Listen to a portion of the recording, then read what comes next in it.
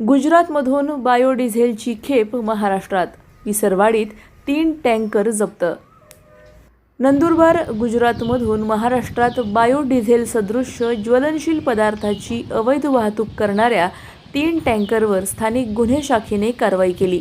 विसरवाडी परिसरातील सुरत धुळे राष्ट्रीय महामार्गावर करण्यात आलेल्या या कारवाईत 1,28,000 लिटर ज्वलनशील पदार्थ आणि 3 टँकर असा तब्बल 2,17,60,000 रुपयांचा मुद्देमाल जप्त करण्यात आला. गोपनीय माहितीच्या आधारे पोलिसांनी सापळा रचून रात्री 3 टँकर ताब्यात घेतले.